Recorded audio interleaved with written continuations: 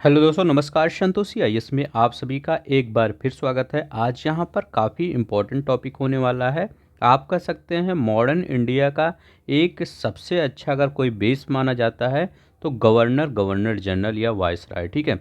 क्योंकि आप कोई भी चैप्टर पढ़ेंगे, गवर्नर जनरल या वाइसराय का रोल वहाँ पर ज़रूर रहता है। तो आज यहाँ पर ये टॉपिक हम आपके लिए जितने भी लगभग आपके घटना चक्र में 125 से 30 क्वेश्चन दिए गए हैं, उन सब 125-30 क्वेश्चन को लगभग वहाँ पर लगभग 8 से 10 पेज में दिया गया है। यहाँ पर हम 3 से 4 पेज में सब कुछ कन्वर्ट कर दिए हैं एक डायग्राम के फॉर्म में, ताकि आपको जब आपको ये रिवीजन करें तो काफ़ी कम समय में 10 से 15 मिनट में इस पीडीएफ से आप रिवीजन कर लें, ठीक है।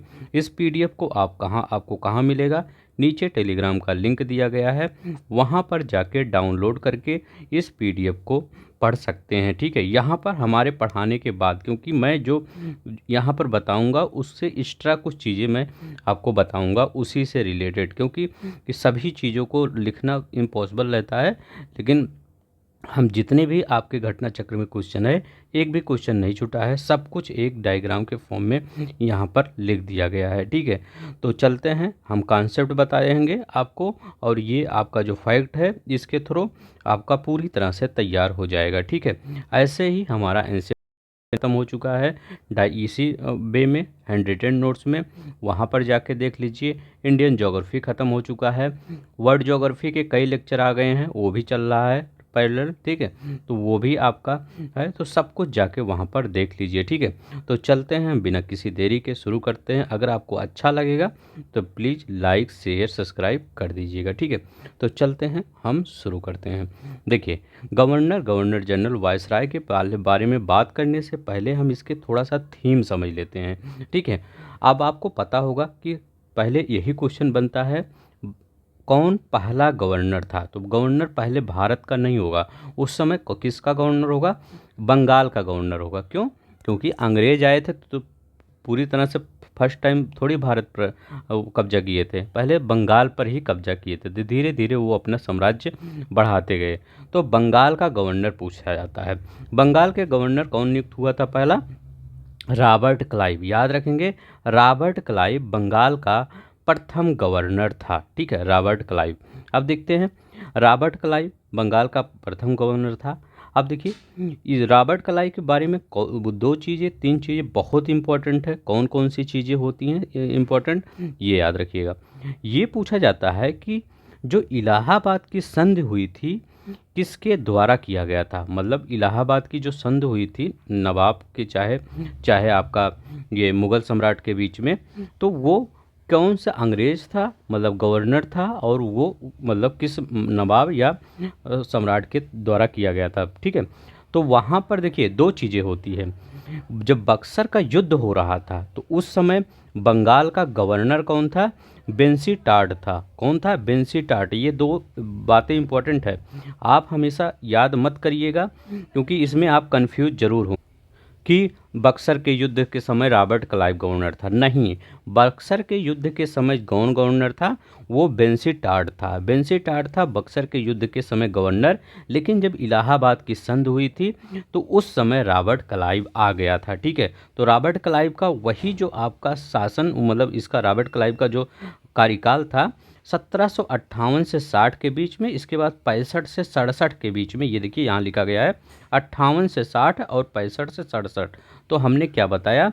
रॉबर्ट क्लाइव तो गवर्नर था, लेकिन बक्सर के युद्ध के समय गवर्नर नहीं था। जब बक्सर के युद्ध के पश्चात इलाहाबाद की जो दो संधि हुई थी, ठीक है, 65 में, तो उस समय वो गवर्नर था, ठीक है। इसी के द्वारा संधि की गई थी। तो इलाहाबाद की संधि रॉबर्ट क्लाइव द्वारा की गई थी। अब देखिए यहाँ पर जब बक्सर का युद्ध हुआ था तो गवर्नर ये था। सेना की कमान किसके हाथों में थी? हेक्टर मुनरो के हाथों में, ठीक है, ठीक है, हेक्टर मुनरो के हाथों में सेना की कमान थी। और बक्सर का युद्ध कब हुआ था? 22 अक्टूबर 1764 ईस्वी में हुआ था। 22 अक्टूबर 1764 में बक्सर का युद्ध हुआ था। इस समय बंगाल का गवर्नर बेंसी टार्ड था। अब देखिए, ये तो एक फैक्ट हो गया, दो, एक फैक्ट ये, एक फैक्ट ये। देखिए, एक फैक्ट ये पूछा गया था, बंगाल में जब अकाल आया था उस समय कौन गवर्नर था? तो बंगाल में अकाल कब आया था? 1770 में आया था। इस समय गवर्नर कौन था? कर्टियर था। याद रखेंगे कौन सा गवर्नर था? कर्टियर था। इसका कार्यकाल क्या था? 1769 से 72 के बीच इसका कार्यकाल था, ये याद रखेंगे। और इसी रॉबर्ट क्लाइव के समय में एक बहुत ही बड़ा विद्रोह भी, मतलब ज़्यादा बड़ा विद्रोह नहीं, छोटा सी ही था, क्योंकि ये ब्रिटिश सैनिकों के द्वारा ही था। क्या था? ये श्वेत विद्रोह के नाम से जाना जाता है। श्वेत विद्रोह क्यों? क्योंकि यह ब्रिटिश सैनिकों के द्वारा किया गया था, इसलिए इसको श्वेत विद्रोह कह दिया गया था। तो क्या यह इसमें हुआ क्या था? यह विद्रोह ब्रिटिश सैनिकों द्वारा दोहरा भत्ता बंद करने के कारण रॉबर्ट क्लाइव के कार्यकाल में हुआ था।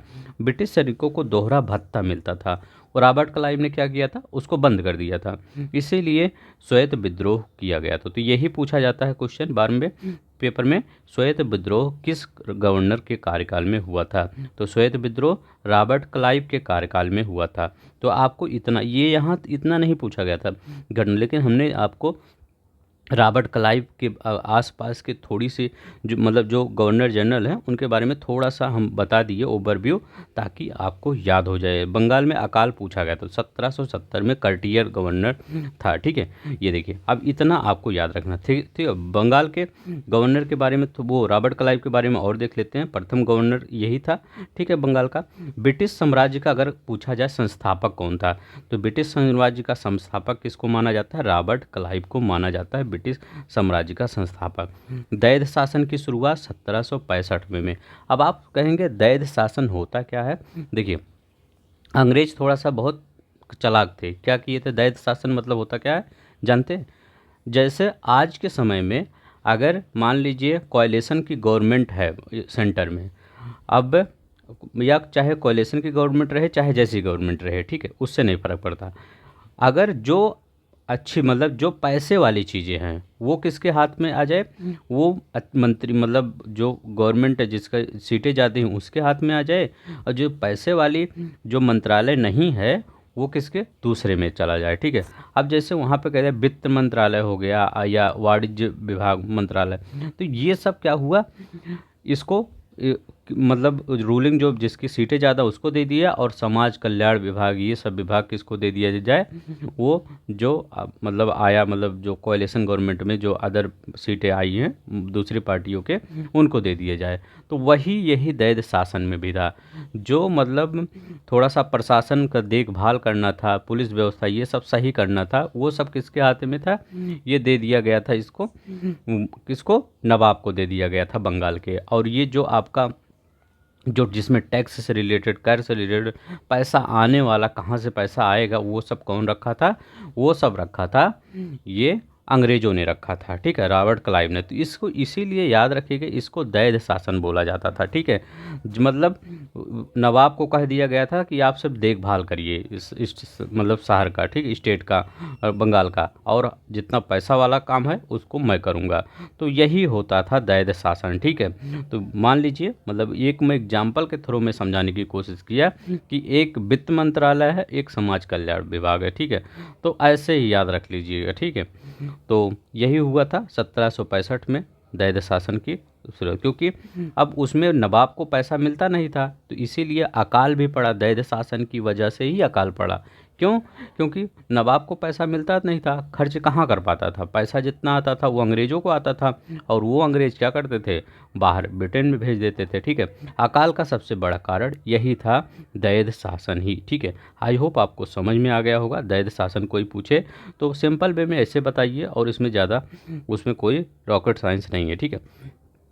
अब चलते हैं, नेक्स्ट देखते हैं। यहाँ पर क्या हुआ था, रॉबर्ट क्लाइव के बाद में वारेन हेस्टिंग आता है, ठीक है। तो वारेन हेस्टिंग के बारे में अगर देख, यहाँ पर वारेन हेस्टिंग के बारे में बहुत चीज़ें पूछती हैं, तो हम थोड़ा थोड़ा देखते हैं। देखिए, वारेन हेस्टिंग के बारे में पहले ये पूछा जाता है, बंगाल का प्रथम गवर्नर जनरल कौन था।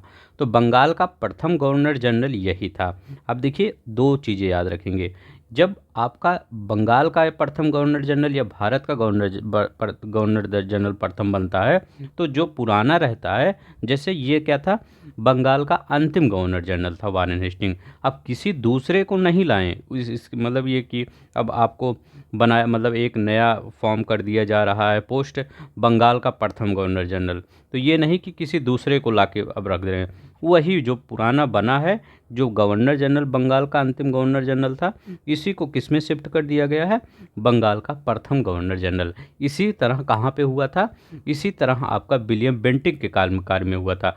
विलियम बेंटिक कौन था, बंगाल का अंतिम गवर्नर जनरल। अंतिम गवर्नर जनरल आप किसी दूसरे को नहीं लाए कि अब ब्रिटेन से दूसरे को बुला रहे हैं, इसके बाद भारत का प्रथम गवर्नर जनरल बना दिएंगे, नहीं, उसी को बना दिया जाता है। तो विलियम बेंटिक अंतिम गवर्नर जनरल कौन था, वो बंगाल का विलियम बेंटिक था, उसको क्या बना दिया, भारत का प्रथम गवर्नर जनरल बना दिया गया। ठीक है, तो ये बात याद रखिए। ऐसे वायसराय के कार्यकाल में हुआ था। भारत का अंतिम गवर्नर जनरल कौन था, कौन था, कैनिंग था। अब फिर दूसरे को नहीं बुलाया गया, उसी को बना दिया गया। क्या बना दिया गया, भारत का प्रथम वायसराय किसको बना दिया गया, कैनिंग को बना दिया गया। तो ये चीज़ें मतलब एक ही सीक्वेंस में याद करेंगे तो आपको याद ही हो जाएगा। ठीक है, भूलेंगे नहीं। ठीक है, आई होप को आपको याद हो गया होगा। बंगाल का प्रथम गवर्नर जनरल, इसके पहले बंगाल का अंतिम गवर्नर जनरल ये था, प्रथम गवर्नर जनरल बना दिया गया। 72 से 85 के बीच इसका कार्यकाल था। ठीक है, अब देखिए इसके बारे में एक ही क्वेश्चन पूछा गया था, मतलब कई क्वेश्चन पूछे गए थे, लेकिन अभी रिसेंट में जो क्वेश्चन पूछा गया था वो RO 2021 में पूछा गया था कि जो बनारस का विद्रोह हुआ था ये किसके कार्यकाल में हुआ था। तो बनारस का विद्रोह के 1781 में राजा चेत सिंह, वो मतलब वारेन हेस्टिंग के कार्यकाल में हुआ था। राजा कौन था, चेत सिंह। ठीक है, 1781 में ये वारेन हेस्टिंग को जाके एक किले में शरण लेनी पड़ी थी राजा चेत सिंह, जब ये बनारस विद्रोह में विद्रोह किया था। ठीक है, तो 1781 में। ठीक है, बनारस विद्रोह राजा चेत सिंह से रिलेटेड है, 2021 में ये क्वेश्चन आया हुआ है। ठीक है, वारेन हेस्टिंग से रिलेटेड है, इसी के कार्यकाल में हुआ था 1781 में। ठीक है, ये याद रखेंगे, रिसेंट का क्वेश्चन है। अब देखते हैं जो बंगाल में दैध शासन चल रहा था उसके समाप्ति की घोषणा किसने किया था, वारेन हेस्टिंग ने किया था। बंगाल में दैध शासन की समाप्ति की घोषणा, थोड़ा सा अच्छा काम किया। ठीक है, अब देखिए सुरक्षा प्रकोष्ठ की नीति किसने लाया था, वारेन हेस्टिंग। या रिंग ऑफ फेंस की नीति किसने लाया था, वारेन हेस्टिंग ने ही लाया था। अब देखिए वारेन हेस्टिंग ने क्या किया था, राजकीय कोषागार को मुर्शिदाबाद से कलकत्ता भी स्थानांतरित कर दिया था। ठीक है, ठीक है, तो राजकीय कोषागार को कहाँ से, मुर्शिदाबाद से कलकत्ता स्थानांतरित कर दिया गया था। अब देखिए ये जो वारेन हेस्टिंग है, इस पर ऐसा पूछा जाता है कौन सा ऐसा वो गवर्नर था जो वहाँ पर मतलब जाने के बाद गवर्नर जनरल था, जो वहाँ पर ब्रिटेन में जाने पर जिस पर महाभियोग का मुकदमा चला था। ठीक है, तो वो वारेन हेस्टिंग ही था। वारेन हेस्टिंग पर जब गया था तो वहाँ पर इस पर महाभियोग चला था, जैसे आजकल हमारे यहाँ नहीं दिया जाता राष्ट्रपति पर महाभियोग चलता है, तो ऐसे यहाँ वारेन हेस्टिंग पर महाभियोग चला था वहाँ पर। लेकिन क्या हुआ था, ये बरी हो गया था। किस लिए महाभियोग चला था, एक नंद किशोर नामक एक किसान था, उसी पर वो मतलब वही कुछ एलिगेशन उस पर लगाया गया था कि मतलब कि उसको फांसी की सज़ा दिलवा दी गई थी, मतलब एक निर्दोष व्यक्ति को। ठीक है, इसीलिए इस पर लेकिन क्या किया गया था, इनको बाइज्जत बरी कर दिया गया था। अब अपनी कोर्ट अपनी सरकार, तो इसमें क्या सज़ा मिलेगी। ठीक है, तो देखिए अब ये तो हुआ इनका, वारेन हेस्टिंग पर महाभियोग चला गया था। एक चीज़ और हुआ था, रॉबर्ट क्लाइव के साथ भी हुआ था। देखिए जैसी करनी वैसी भरनी। ठीक है, रॉबर्ट क्लाइव गया था, कहाँ पर गया था, ब्रिटेन। जब ये इसका कार्यकाल यहाँ समाप्त हो गया, जब ब्रिटेन गया, क्या हुआ, ये आत्महत्या कर लिया। ठीक है, सुसाइड कर लिया। तो ये भी पूछा जाता है ऐसा कौन सा गवर्नर था जो यहाँ से सेवा समाप्त करने के बाद वहाँ पर जाकर सुसाइड कर लिया, आत्महत्या कर लिया, तो वो रॉबर्ट क्लाइव था। ठीक है, याद रखेंगे। अब देखते हैं यहाँ पर राजस्व सुधारों के लिए परीक्षण और अशुद्धि, मतलब ये लाया था राजस्व सुधार की, मतलब परीक्षण किया जाएगा कि राजस्व में परीक्षण की वो सुधार हो और अशुद्धियों पर भी ध्यान दिया जाए। ठीक है, तो ये वारेन हेस्टिंग के समय में हुआ था। इसके समय में एशियाटिक सोसाइटी की स्थापना 15 जनवरी 1784 में विलियम जोन्स ने की थी। कई बार पूछा गया है कि एशियाटिक सोसाइटी की स्थापना किसके समय में हुई थी, वारेन हेस्टिंग के समय में हुई थी। किसने किया था, विलियम जोन्स ने किया था एशियाटिक सोसाइटी की स्थापना। ठीक है, तो ये याद रखेंगे। ये अब देखिए इसी के बाद में एक और क्वेश्चन बना था, लेकिन आपके घटना चक्र में नहीं बना था, लेकिन आ सकता है क्वेश्चन कि जो प्रथम सुप्रीम कोर्ट की स्थापना हुई वो किसके कार्यकाल में हुई थी। तो प्रथम सुप्रीम कोर्ट की स्थापना इसी के एलिजा इम्पे उसके मुख्य न्यायाधीश प्रथम थे। प्रथम मुख्य न्यायाधीश एलिजा इम्पे थे। देखिए दो चीज़ें होती है, किस एक्ट के तहत किया गया था सुप्रीम कोर्ट की स्थापना, रेगुलेटिंग एक्ट 1773। ये दो चीज़ें याद रखेंगे। जब पूछे किस एक्ट के तहत किया गया था तो 1700 किसके तहत, 73 के तहत किया गया था। लेकिन अगर पूछे कि कब किया गया था तो 1773 के अंतर्गत 1774 में किया गया था। तो ये दोनों इंपॉर्टेंट चीज़ें हैं। ठीक है, 73 में तो उसका एक्ट था, लेकिन 74 में वो किया गया था। दो चीज़ें याद रखेंगे, नहीं तो आप 73 74 में कन्फ्यूज मत होइएगा। ठीक है, चलते हैं हम नेक्स्ट देखते हैं। वारेन हेस्टिंग के बाद कौन आता है, तो वारेन हेस्टिंग के बाद आता है कॉर्नवालिस। ठीक है, याद रखिएगा। यहाँ पर बेलीजेली और ये विलियम बेंटिंक आ गया था ऊपर, इसको भी बाद में बताते हैं, पहले हम कॉर्नवालिस के बारे में चलते हैं। ठीक है, कॉर्नवालिस देखिए, कॉर्नवालिस इसका भी शासनकाल बहुत ही इंपॉर्टेंट है। ठीक है, कई बार यहाँ से भी क्वेश्चन बहुत बार बने हैं। ठीक है, तो चलते हैं देखते हैं इसके बारे में क्या। 1786 से 93 के बीच में इसका काल था। ठीक है, ये इसका सबसे बड़ा कार्य क्या था, तो इसका सबसे बड़ा कार्य था न्यायिक संगठन की स्थापना करना। ठीक है, तो न्यायिक संगठन की इसने स्थापना की। ठीक है, याद रखेंगे। और कानून मतलब यहाँ पर इन्होंने ये जो कॉर्नवालिस था, इस जो अस्थाई बंदोबस्त आया था इसी के शासनकाल में आया था। सबसे ज़्यादा क्वेश्चन अगर पूछा जाने वाला है पेपर में तो यही पूछा जाने वाला है कि अस्थाई बंदोबस्त जमींदारी प्रथा किसके कार्यकाल में आया था।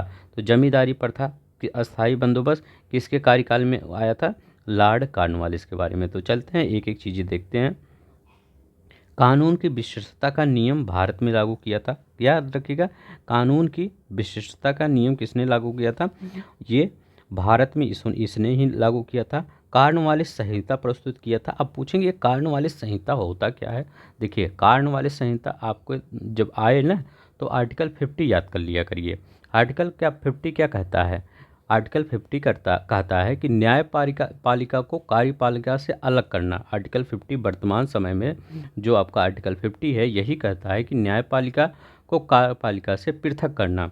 कॉर्नवालिस संहिता में यही कहा गया है उस समय कि न्यायपालिका कार्यपालिका को पृथक किया जाएगा। ठीक है, तो वही होता है कॉर्नवालिस संहिता। ठीक है, शक्तियों का पृथककरण पर आधारित व्यवस्था थी कॉर्नवालिस संहिता। ठीक है, यही लिखा गया है। तृतीय आंग्ल मैसूर युद्ध 1790 से 92 के बीच में हुआ था। इसी के समय में श्रीरंगपट्टनम की संधि 1792 में हुआ था। ठीक है, श्रीरंगपट्टनम की संधि। अब देखिए यहाँ पर अस्थाई बंदोबस्त की शुरुआत ये तो अभी बता दिए हैं। कर और न्याय प्रशासन पृथक कर दिया था। ठीक है, भारत की प्रसिद्ध विद्याबद्ध सिविल सेवा का प्रारंभ। अब देखिए ये बहुत इंपॉर्टेंट है, यही पूछा जाता है कि सिविल सेवा का जनक कौन है। सिविल सेवा का जनक कौन है, लॉर्ड कॉर्नवालिस। पुलिस व्यवस्था का जनक कौन है, लॉर्ड कॉर्नवालिस। चाहे पुलिस व्यवस्था की करे चाहे ये सिविल सेवा का करे। ठीक है, सिविल सेवा ये सब का जनक कौन है, ये लॉर्ड कॉर्नवालिस से। याद रखिए कौन, लॉर्ड कॉर्नवालिस।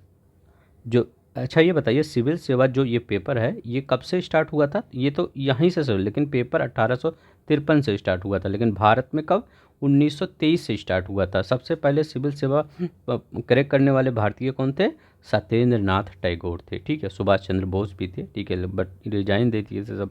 ठीक है, तो याद रखेंगे भारत में सिविल सेवा का जनक या पुलिस व्यवस्था का जनक लॉर्ड कॉर्नवालिस। अब देखिए इनकी मृत्यु कहाँ हुई थी, इनकी मृत्यु कहाँ हुई थी, ये भारत में हुई थी। 5 अक्टूबर 1805 में गाजीपुर में इनका कब्र यहीं पर है। ठीक है, गाजीपुर में, उत्तर प्रदेश के गाजीपुर जिला है, वहीं पर इनका कब्र है। ठीक है, तो इतना लॉर्ड कॉर्नवालिस के बारे में आपको याद रखना है। अब देखिए लॉर्ड कॉर्नवालिस के बाद कौन आया, एक जॉन सोड, मतलब ज़्यादा इंपॉर्टेंट नहीं है, थोड़ा सा याद रख लीजिए इनके बारे में, मतलब कि ये आए थे। ठीक है, तो 1793 से 98 में सबसे बड़ी बात ये है कि इनके बारे में यही कहा जाता है कि किसने मैसूर के प्रति हस्तक्षेप की नीति अपनाई। ठीक है, हस्तक्षेप की नीति किसने अपनाई थी मैसूर के प्रति? जॉन शोर ने। ठीक है, तो शोर मचा के आए थे लेकिन बहुत शांति थे। ठीक है, मतलब आप देख ही सकते हैं 93 से 98 बीच के न टीपू सुल्तान न मैसूर के बीच में कोई वार, मतलब टीपू सुल्तान या अंग्रेज़ों के बीच में कोई वार नहीं हुआ था। ठीक है, 1793 से 98 के बीच में कोई वार नहीं हुआ, मतलब एक शांतिपूर्ण माहौल चल रहा था। ठीक है, लेकिन जैसे ही बेली जली आता है फिर पूरा मैसूर ही गायब कर देता है। ठीक है, तो याद रखेंगे मैसूर के प्रति हस्तक्षेप की नीति जॉन शोर ने अपनाई थी।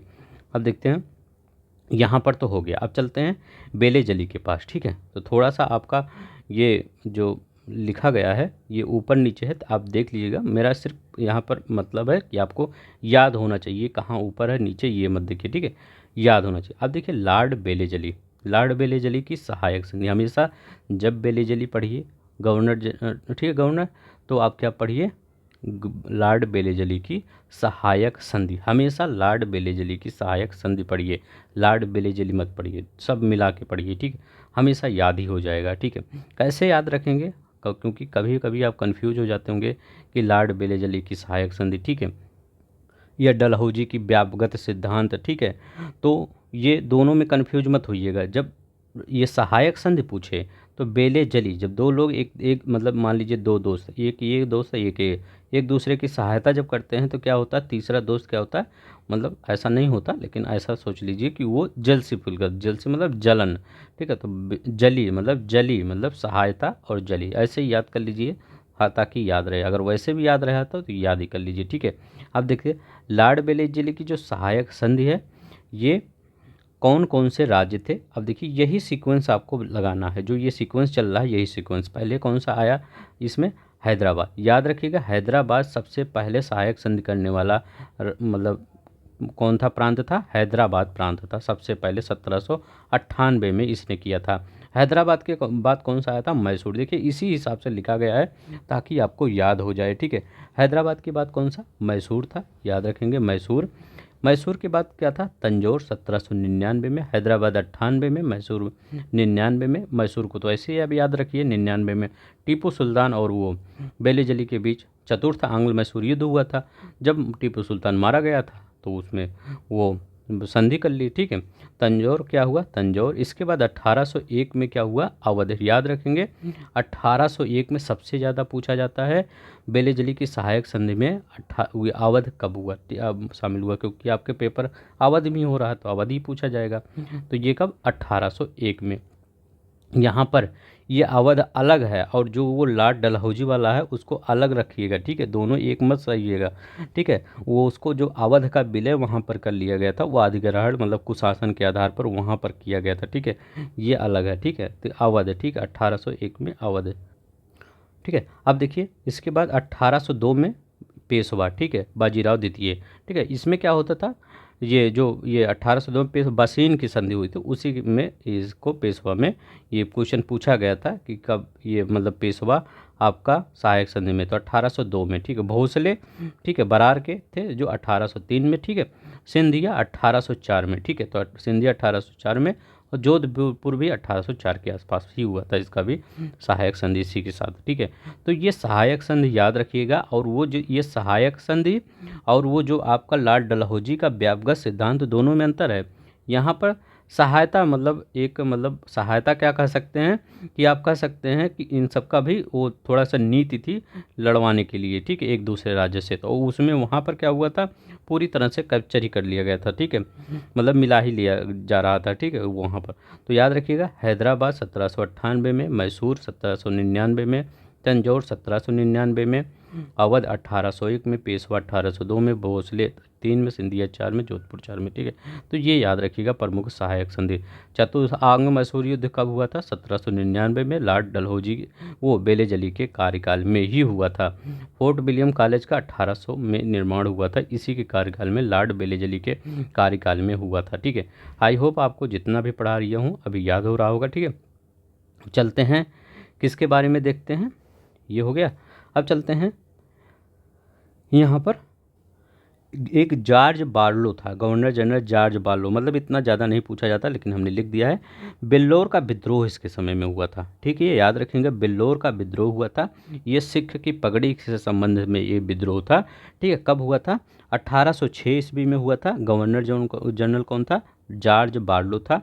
ये जो 1857 की जो क्रांति हुई थी लगभग 50 साल के बाद, उसमें इसका पूर्वगामी कहा जाता। पूर्वगामी मतलब बोला जाता है यही था जो नींव उसका डाला था, मतलब नींव क्या कह सकते हैं, इसी से सीख मिली थी वहाँ पर, ठीक है। पूर्वगामी क्यों कहा जाता है? क्योंकि वहाँ पर थोड़ा सा धर्म से रिलेटेड भी ये बिल्लौर के विद्रोह में भी बातें हुई थी, इसीलिए विद्रोह हुआ था। और वहाँ पर भी चर्बी उर्बी से रिलेटेड बात हुई थी, तभी विद्रोह हुआ था, ठीक है। तो 1857 की पूर्वगामी किसको कहा जाता है? बिल्लौर के विद्रोह को 1857 के विद्रोह का पूर्वगामी कहा जाता है, ठीक है। तो चलते हैं, अब नेक्स्ट देखते हैं। अब देखिए यहाँ पर कुछ ज़्यादा इंपॉर्टेंट नहीं है, एक मिंटो इंपॉर्टेंट है। वो मिंटो मत समझिएगा नौ वाला, ठीक है, वो सांप्रदायिक वाला। यहाँ भी एक मिंटो आया था, उसको यहाँ पर लिख दिए हैं, ठीक है। यहाँ पर दिखाते हैं आपको मिंटो, हाँ, लॉर्ड मिंटो आया था 1807 से 13 के बीच में था लॉर्ड मिंटो।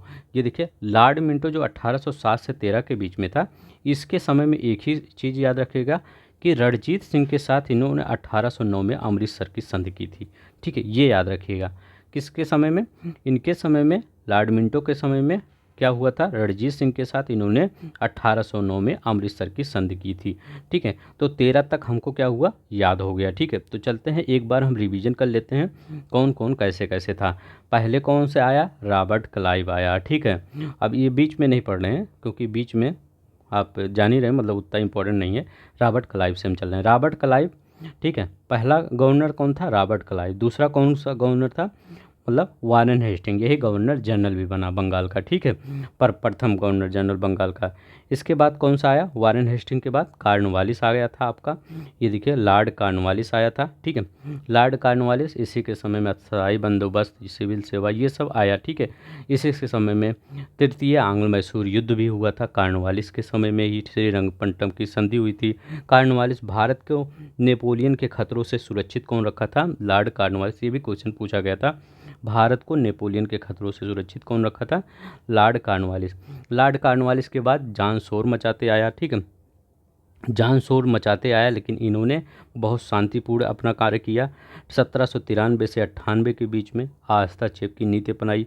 इसके बाद लॉर्ड बेलीजली यहाँ पर आया, ठीक है। लॉर्ड बेलीजली की हैदराबाद, मैसूर, तंजौर, ये सब को सहायक संधि के तहत ले लिया, ठीक है। चतुर्थ आंग्ल मैसूर युद्ध भी बेलीजली के समय में हुआ। फोर्ट विलियम कॉलेज की 1800 में स्थापना हुई, ठीक है। तो लॉर्ड बेलीजली की बाद में जॉर्ज बार्लो भी था, ठीक है।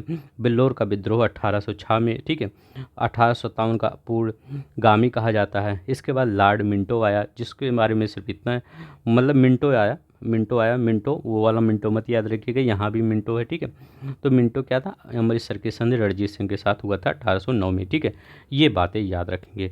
चलते हैं, अब देखिए कंपनी का बहादुरी शान और शौकत, ये आर ओ में क्वेश्चन आया है कि कंपनी का बहादुरी शान और शौकत किसको कहा गया? दरोगा को कहा गया। आज भी दरोगा एक बहादुरी का होता है, ठीक है।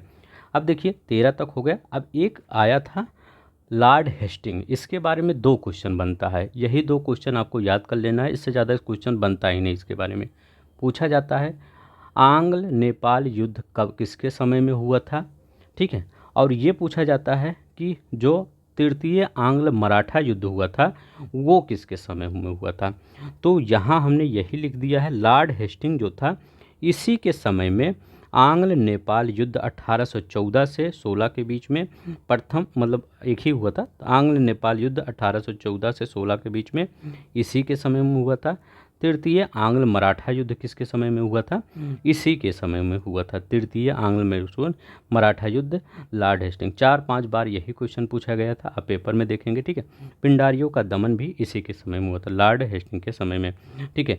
तो लॉर्ड हेस्टिंग के समय में आंग्ल नेपाल युद्ध पढ़ेंगे, आंग्ल मराठा युद्ध पढ़ेंगे, पिंडारियों का दमन पढ़ेंगे, ठीक है, लॉर्ड हेस्टिंग के कार्यकाल को, ठीक है। बस अब तो आपको यहाँ तक समाप्त हो गया, ठीक है। अब सबसे इम्पोर्टेंट कौन आता है? लॉर्ड विलियम बेंटिक, सबसे ज़्यादा क्वेश्चन पूछा जाने वाला लॉर्ड विलियम बेंटिक, ठीक है। अब चलते हैं यहाँ पर लॉर्ड विलियम बेंटिक, ठीक है। अब देखिए अगर आप लॉर्ड विलियम बेंटिक को देखेंगे तो ये जितने भी गवर्नर हुए, गवर्नर जनरल हुए या वायसराय हुए, सबसे उदारवादी नेता, सॉरी नेता नहीं, मतलब वायस वो गवर्नर जनरल या प्रथम भारत का गवर्नर जनरल या अंतिम बंगाल का गवर्नर जनरल माना जाता है। ठीक है, लॉर्ड विलियम बेंटिक को क्या क्या किया था, इसने बहुत ही अच्छा काम किया था। सबसे अच्छा इन्होंने काम किया था सती प्रथा। ये सती प्रथा नाम ही इनको अमर कर दिया। ठीक है, सती प्रथा पर इन्होंने प्रतिबंध लगा दिया और बालिका शिशु वध को भी समाप्त करने के लिए प्रयत्न किया। ठीक है, याद रखिएगा, प्रयत्न किया है लेकिन समाप्त नहीं किए थे। लेकिन सती प्रथा को इन्होंने नियम लाकर 1829 में नियम 17 के द्वारा, ये भी कई बार क्वेश्चन पूछा गया है, किस नियम के द्वारा, नियम 17 के द्वारा सती प्रथा पर इन्होंने प्रतिबंध लगा दिया था। ये याद रखेंगे, लॉर्ड विलियम बेंटिक। अब देखते हैं, भारतीय रियासतों के प्रति यथासंभव तटस्थता की नीति अपनाई, मतलब ज़्यादा हस्तक्षेप नहीं करते थे कि आप क्या, जैसे बेलेजली डलहौजी ये करते थे, ये सब कुछ नहीं, ये विलियम बेंटिक करते थे। तो तटस्थता की नीति अपनाई थी, कोई प्रॉब्लम नहीं थी। वो 1834 में प्रथम गवर्नर जनरल नियुक्त किए गए, भारत के प्रथम गवर्नर जनरल और बंगाल के अंतिम गवर्नर जनरल।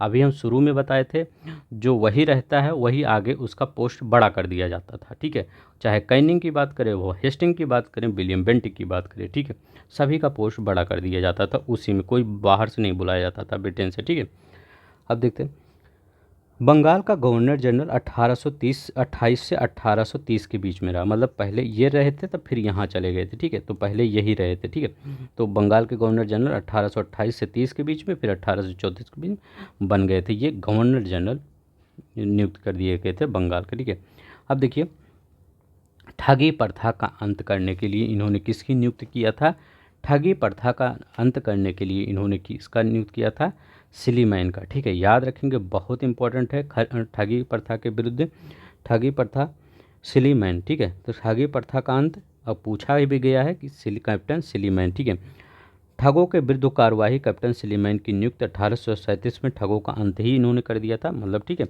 तो दो प्रकार से उस क्वेश्चन बनेगा, पूछेगा जाएगा कि ठगी प्रथा का अंत किसने किया, तो उसमें अगर कैप्टन सिलीमैन होगा तो लगाइएगा, अगर कैप्टन सिलीमैन नहीं होगा तो एक बार क्वेश्चन सिर्फ यही पूछा गया था, विलियम बेंटिक। ठीक है, तो लॉर्ड विलियम बेंटिक, तो ये भी लगाइएगा। ठीक है, क्योंकि इन्हीं के द्वारा, इन्हीं के अंडर में कैप्टन सिलीमैन ने ये ठगी प्रथा का अंत किया था। ठीक है, तो देखिएगा क्वेश्चन किस टाइप से बना है, ऑप्शन किस टाइप से आ रहा है, नहीं तो कन्फ्यूज मत होइएगा। ठीक है, इन्हीं को नियुक्त किया गया था, इन्होंने ही नियुक्त किया गया था कैप्टन सिलीमैन को ठगी प्रथा का अंत करने के लिए। अब देखिए, अफीम के व्यापार को नियम और अनुपातित करके केवल बम्बई बंदरगाह से ही अनुमति दी। अब देखिए, जो अफीम का बंदरगाह होता था उसको क्या किया, नियमित कर दिया और अनुपत्रित कर दिया। कहा कि अब यहाँ पर जो हर जगह से आप व्यापार कर रहे हैं अफीम का, सिर्फ एक जगह से होगा। ठीक है, कहाँ से होगा, सिर्फ बम्बई बंदरगाह से होगा। कहाँ से, बम्बई बंदरगाह। इसका मतलब क्या हुआ कि इन्होंने अच्छा ही काम किया कि जब मतलब एक सीमित दायरा कर दिया, तब ज़्यादा व्यापार भी नहीं अफीम का हो पाएगा। ठीक है, तो ठीक है, याद रखेंगे, ये क्या किया, अफीम के व्यापार को नियंत्रित कर दिया। 1831 में मैसूर का तथा 1834 में कुर्ग और कछार पर अंग्रेजी साम्राज्य में विलय कर लिया। ठीक है, तो याद रखेंगे, 1831 में किसका, मैसूर का, तथा 1834 में कुर्ग तथा कछार का अंग्रेजी साम्राज्य में पूरी तरह से विलय कर लिया इन्होंने, लॉर्ड विलियम बेंटिक ने। निजाम नसरुद्दौला के कहने पर हैदराबाद से अंग्रेज अधिकारी को वापस बुला लिया। ठीक है, तो निजाम नसरुद्दौला के कहने पर किसने हैदराबाद से अंग्रेज अधिकारी को वापस बुला लिया, लॉर्ड विलियम बेंटिक को। ठीक है, तो लॉर्ड विलियम बेंटिक के बारे में इतना याद रखेंगे, इससे ज़्यादा नहीं, इतना ही पूछ लिया जाता है। नियम 17 याद रखिएगा, सती प्रथा। ठीक है, अब इतना तो आपको याद रखना। अब चलते हैं नेक्स्ट देखते हैं। ठीक है, अब देखते हैं डलहौजी। ठीक है, ये है बहुत, मतलब आप कह सकते हैं ये डलहौजी और ये बेलेजली, ये दोनों एक ऐसे ही मतलब गवर्नर आए थे जो पूरी तरह से, और एक कर्जन था। ठीक है, तो मतलब डलहौजी थोड़ा सा अच्छा काम किया था, पीडब्ल्यूडी विभाग लाया था। ठीक है, रेल भी लाया था, तो थोड़ा सा इसका अच्छा काम मिल जाता है। ठीक है, जैसे और लगभग जितने भी और आए थे गवर्नर, जैसे आप लिटन की देख लीजिए, क्रूर एक गवर्नर था लिटन। ठीक है, रिपन सही था, लिटन नहीं सही था, अभी आगे देखेंगे उसके बारे में। डलहौजी के बारे में अगर बात करते हैं तो सबसे ज़्यादा इम्पोर्टेंट इसका है व्यापगत सिद्धांत के तहत विलय। ठीक है, सबसे इम्पोर्टेंट है व्यापगत सिद्धांत के, डॉक्ट्रिन ऑफ लाइफ सबसे ज़्यादा इम्पोर्टेंट है इसका। यही क्वेश्चन पूछा गया था, प्रथम शिकार कौन हुआ था। ठीक है, शिकार प्रथम, तो प्रथम शिकार सतारा हुआ था 1848 में, प्रथम शिकार सितारा हुआ था। ठीक है, सतारा, ठीक है, शिकार सतारा ऐसे याद कर लीजिए, प्रथम शिकार सतारा। ठीक है, जैतपुर तथा संभल 1849 ईस्वी में, जैतपुर तथा संभल क्या हुआ था 1849 ईस्वी में हुआ था। बघात 1850 में हुआ था। उदयपुर 1852 में हुआ था। झांसी 54 में। नागपुर 54 में। ठीक है, झांसी कब हुआ था 1854 में। नागपुर का भी 54 में हुआ था। करौली 1855 में हुआ था। ठीक है, कोर्ट ऑफ डायरेक्ट द्वारा आप सभी व्यापगत प्रस्ताव। ठीक है, तो याद रखिएगा ये जितने भी ये व्यापगत सिद्धांत है इनका वो याद रखिएगा ईयर, एक बार मैं फिर से बताता हूँ। देखिए, सतारा 1848 में हुआ था। ठीक है, याद रखिएगा 1848 में पहला शिकार हुआ था। इसके बाद जैतपुर या संभलपुर, ये संभल नहीं पाए थे, ये तो संभालने का बताया था कि आप सब संभल जाइए सतारा, लेकिन ये सब संभल नहीं पाए थे। ये 1849 में ये भी चले गए। ठीक है, तो ऐसे याद करिए, सतारा तो गया, ये बताया संभल जाओ, लेकिन ये सब संभल नहीं पाए थे, तो संभल 1849 में ये भी चला गया। और ये देखिए बघात, ठीक है, बघात कब हुआ 1850 में चला गया। ठीक है, उदयपुर 52 में चला गया। बघात के बाद उदयपुर चला गया। झांसी, नागपुर, करौली। ठीक है, ये याद रखिएगा नियम। अभी देखिए आप कहेंगे अवध का काम क्यों नाम लिए, क्योंकि अवध इम्पोर्ट स्पेशल है, उसका नाम अलग से लेंगे। ठीक है, अवध का विलय 1856 में हुआ। वहाँ पर कब सहायक संधि में कितना पढ़े थे, याद रखिए 1801 में। ठीक है, 1801 में, यहाँ देखिए 1801 में पढ़े थे अवध का। ठीक है, सहायक संधि में 1801 में, इसलिए मैं दोनों कंपेयर करके पढ़ा रहा हूँ, कहीं कई कई बार आप सब करते हैं। ठीक है, वहाँ पर तो 1800 अवध का विलय 1856, वाजिद अली शाह पर कुशासन का आरोप लगाया था, तो अवध को इसीलिए मतलब ले लिया गया था अपने अंडर में कि कुशासन वहाँ पर शासन सही नहीं चल रहा है। ठीक है, कुशासन का आरोप मतलब इनका एक बहाना ही था। अब देखिए यहाँ पर कार्यकाल इसका कब था, लॉर्ड डलहौजी का 1848 से 56 के बीच में इसका कार्यकाल था। भारत में रेल निर्माण दिशा में प्रथम अगर प्रयास किसी के द्वारा किया गया था, यही लॉर्ड डलहौजी के समय में किया गया था। भारत में प्रथम रेलवे लाइन 1853 में बम्बई से थाड़े के बीच में। अब ये नहीं पूछा जाएगा, बहुत ज़्यादा पूछ लिया और बहुत सिंपल भी हो गया। एक अलग से लोक निर्माण विभाग की स्थापना। ठीक है, पहले लोक निर्माण विभाग की एक ही उसी में था, मतलब ये सैनिक वाले में ही देखा जाता था, लेकिन लॉर्ड डलहौजी ने क्या किया, PWD विभाग, जिसको लोक निर्माण विभाग आज PWD बोलते हैं, उसका स्थापना किया था। अलग से लोक निर्माण विभाग की स्थापना लॉर्ड डलहौजी के समय में ही हुआ था। अब यहाँ पर देखते हैं लॉर्ड डलहौजी 1852 में क्या रखेंगे, सैघनेसी, याद रखिए ओ सैघनेसी, 1852 ईस्वी में ओ सैघनेसी, इसको कोई नहीं बताएगा, ऐसे ही क्वेश्चन आएगा पेपर में। 1852 में ओ सैघनेसी विद्युत तार विभाग का अधीक्षक नियुक्त किया गया था। ठीक है, किसका, विद्युत तार, क्योंकि विद्युत तार का प्रारंभ भी इसी के समय किया गया था, तो इसलिए इसका अधीक्षक नियुक्त किया गया था। भारत में विद्युत तार का प्रारंभकर्ता लॉर्ड डलहौजी को माना जाता है। अब देखते हैं लॉर्ड डलहौजी के बारे में। और 1857 ईस्वी में विद्रोहों का महत्वपूर्ण कथन, मतलब 1857 का जो विद्रोह था उसके मृत्यु पूर्व, ठीक है, सॉरी महत्वपूर्ण पढ़ रहे हैं, मृत्यु पूर्व मतलब ये जब मृत्यु के पहले ही, मतलब जब मृत्यु आने वाला था इसको, तब ये कहा रहा था कि 1857 के विद्रोह के बारे में कह रहा था कि इस तार ने, मतलब 1857 का तार इसी से तो जुड़ा था, क्योंकि मतलब आग तो यहीं पर लगी थी, आग जाके ज्वाला कब बनी, 57 में बन गई। ठीक है, तो क्या हुआ, यही कहा जाता है कि 1857 का जो विद्रोह हुआ था ये अपने आप को कोस रहा था। ठीक है, कि ये क्या करा, इस तार ने हमारा गला घोट दिया। ठीक है, कम से कम इसमें तो ये अच्छाई थी, कम से कम अपने आप को रिग्रेट कर रहा था। ठीक है, ये तो अच्छाई थी। आज के हमारे नेता क्या हैं, कोई भी गलती करेंगे उसमें क्या कहा जाएगा, कुछ ही दिन की मीडिया में चलेगा, बात भूल जाएंगे। ठीक है, लेकिन ऐसे ऐसे लोग थे जो रिग्रेट भी कर रहे थे। अब चाहे जैसे रिग्रेट करें, कि चाहे हम हार गए या बर्बादी हुई, ये चाहे हम या जीत, कैसे भी रिग्रेट करें, लेकिन रिग्रेट कर रहे थे। ठीक है, चाहे अपने मतलब ब्रिटेन के लिए रिग्रेट करें, चाहे भारत के लिए रिग्रेट करें, चाहे कैसे, चाहे अपने रिस्पेक्ट के लिए रिग्रेट करें, लेकिन रिग्रेट तो किए थे, ठीक है, कि इस तार ने हमारा गला घोट दिया। किसने कहा था? लॉर्ड डलहौजी ने कहा था। अब देखिए अवध का विलय, हम कह रहे थे ये स्पेशल है, इसके बारे में अलग से हम पढ़ेंगे। तो अवध के विलय के बारे में अगर हम बताते हैं कि अवध के विलय में आउटरम, देखिए आउटरम की रिपोर्ट थी, इसी रिपोर्ट के आधार पर अधिग्रहण का आधार बनाया गया। अब ये क्वेश्चन एक बार पूछा गया था, बहुत इंपॉर्टेंट क्वेश्चन है, बहुत ही अच्छा क्वेश्चन है। किस रिपोर्ट के आधार पर अवध का कुशासन के आधार पर गरा विलय कर लिया गया था, ठीक है, ब्रिटिश राज्य में, ठीक है। तो किस आधार पर?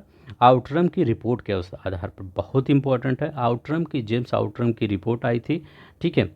क्यों, पहले कब क्यों आई थी? तो 1854 में सिलीमैन के स्थान पर जेम्स आउटरम अवध में ब्रिटिश रेजिडेंट नियुक्त किया गया था।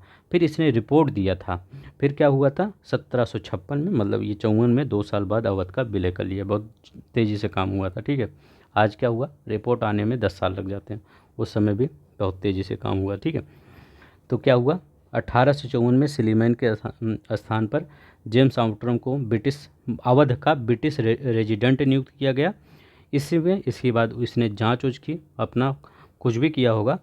इसके बाद एक रिपोर्ट दे दी, उसी रिपोर्ट में बताया गया अब इसको अवध को कुशासन के आधार पर ले लिया जाए ब्रिटिश भारत के अंदर, ठीक है।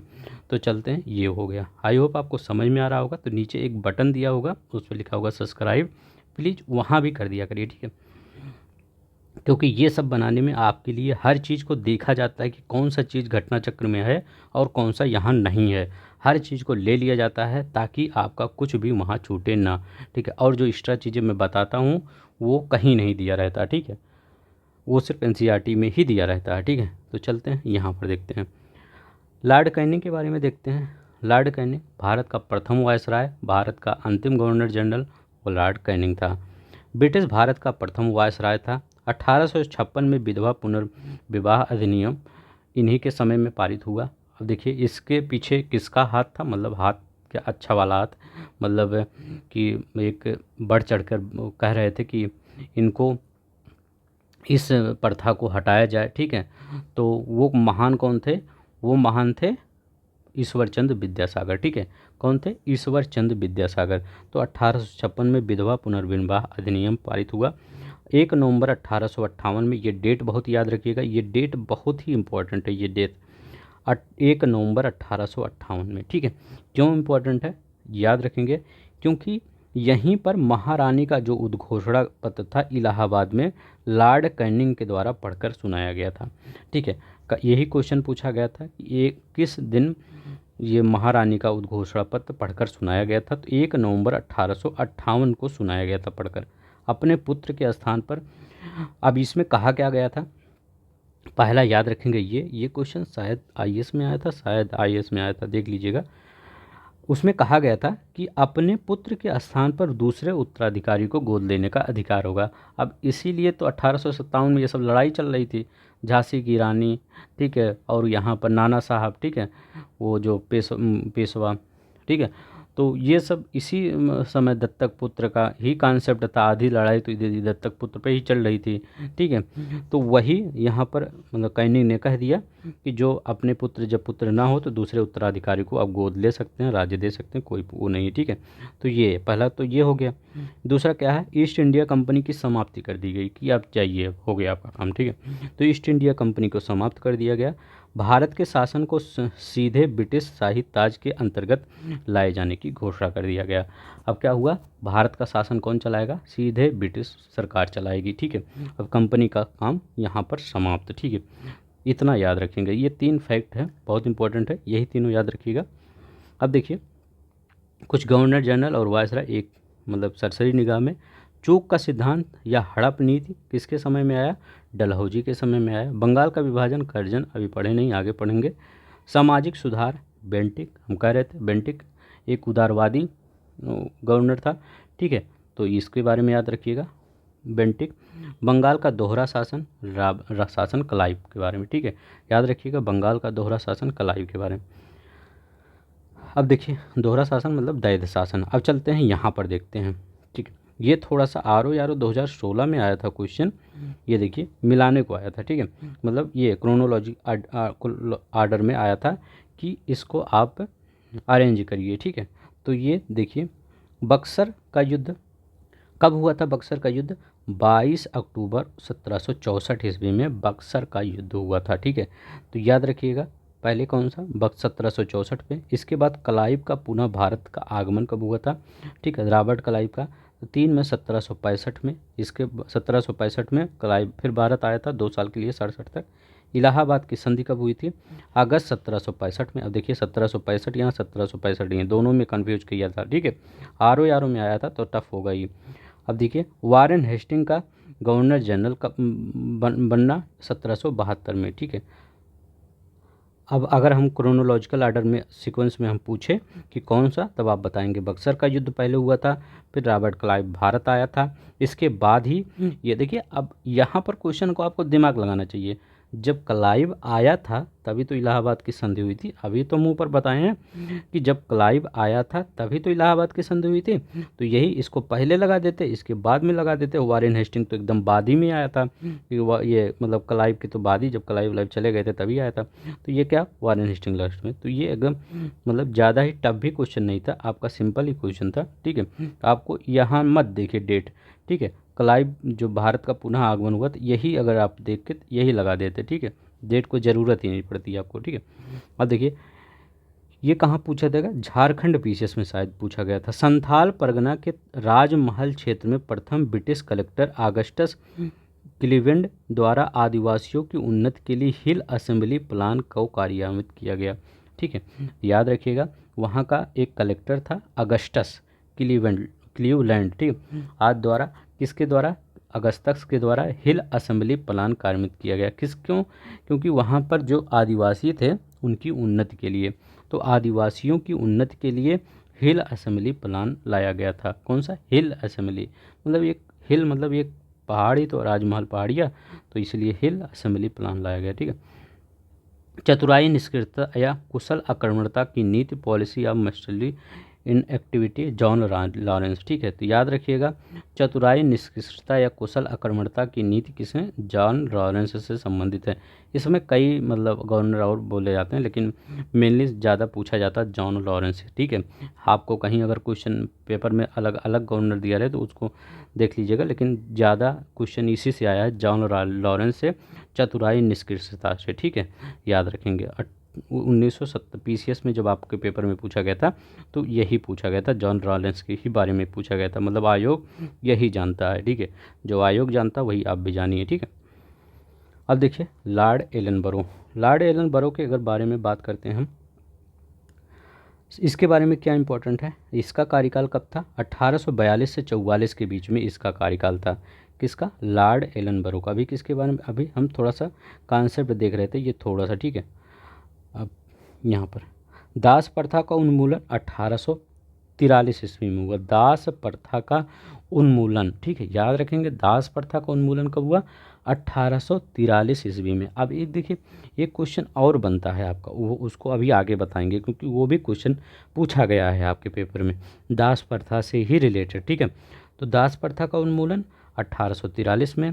अगर ठगी प्रथा पूछे तो ये बेंटिक वाला जाएगा, ठीक है। ठगी दास में दोनों में अंतर है। अब देखिए सिंध का पूर्ण रूप से ब्रिटिश साम्राज्य में विलय कब हुआ था? 1843 में। किसके समय में? एलन बरो के समय में। ये भी क्वेश्चन पूछा गया था कि सिंध का ब्रिटिश में पूरी तरह से विलय किसके समय में हुआ था? तो सिंध का पूरी तरह से विलय इस किसके समय में? एलन बरो के समय में हुआ था 1843 ईस्वी में। अब चलते हैं लॉर्ड मेयो के बारे में देखते हैं, ठीक है।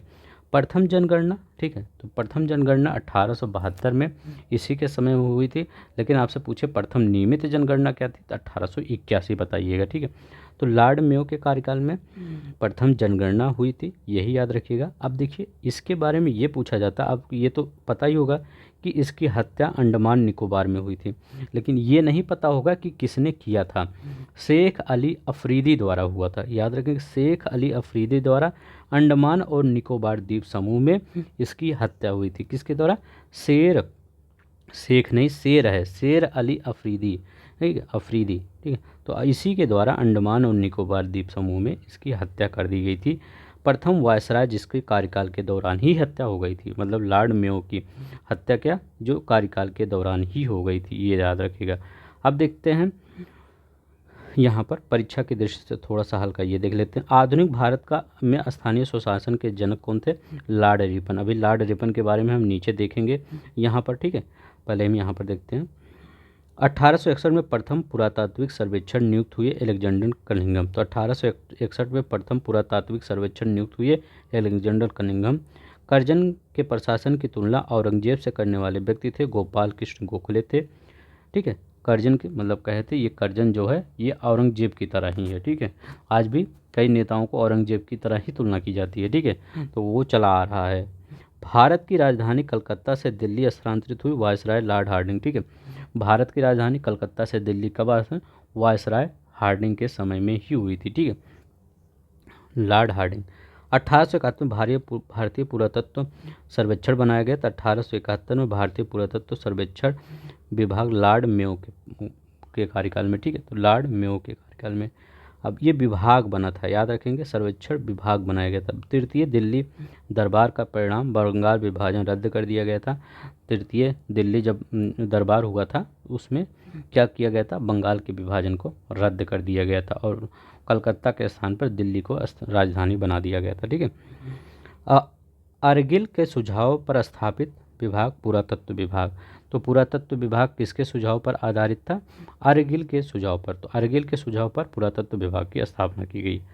अब चलते हैं, सबसे इम्पोर्टेंट है क्या, ये 3 प्रकार के जो कृषि से रिलेटेड व्यवस्थाएं थी, चाहे अस्थाई बंदोबस्त की बात करें, चाहे रैयतवाड़ी की बात करें, चाहे महलवाड़ी की बात करें। आज पढ़ लीजिए मेरे साथ, आज के बाद नहीं भूलेंगे। चलते हैं देखते हैं क्या क्या इसमें कह रहा है, ठीक है। अस्थाई बंदोबस्त पहले ही बता चुके हैं। प्रारंभ कौन किया था? लॉर्ड कॉर्नवालिस 1793 ईस्वी में, ठीक है। 1793 ईस्वी में कौन प्रारंभ करता? लॉर्ड कॉर्नवालिस था, ठीक है। अन्य नाम इसको क्या बोला जाता है? कभी पेपर में दे दिया जाए कि इस्तेमारी व्यवस्था क्या है? अस्थाई बंदोबस्त, जमीन जागीरदारी अस्थाई बंदोबस्त, मालगुजारी अस्थाई बंदोबस्त, सिरबेदारी, तो यही इसका अस्थाई मतलब इसका नाम है, ठीक है। अस्थाई बंदोबस्त को 20वेदारी, ठीक है, 20वेदारी, ठीक है। कहीं कहीं देखिए जो विश्वेदारी होता है इसको किससे लिया गया है? आज भी बोला जाता है कि बिस्वा बीघा, जैसे आप कहते हैं 1 बीघा में, कहीं कहीं 1 बीघा में 20 बिस्सा होता है और कहीं कहीं 1 बीघे में 10 बिस्सा होता है, ठीक है। तो मतलब अपने उत्तर प्रदेश में ही कई कई एरिया हैं जहाँ 1 बीघे में 10 बिस्सा ही होता है, ठीक है, और कहीं कहीं 20 बिस्सा होता है। तो वही उसी से लिया गया है, विश्वेदारी, जागीरदारी, मालगुजारी, ठीक है, ये याद रखें। क्षेत्र कौन कौन सा था? बंगाल, बिहार, उड़ीसा, उत्तर प्रदेश, वाराणसी आदि क्षेत्रों में ये लागू था, ठीक है। मतलब जो इस साइड का एरिया है, ये वाला जो मैं यहाँ सर्कल चला रहा हूँ, ये वाला एरिया अस्थाई बंदोबस्त के लिए था ही, ठीक है।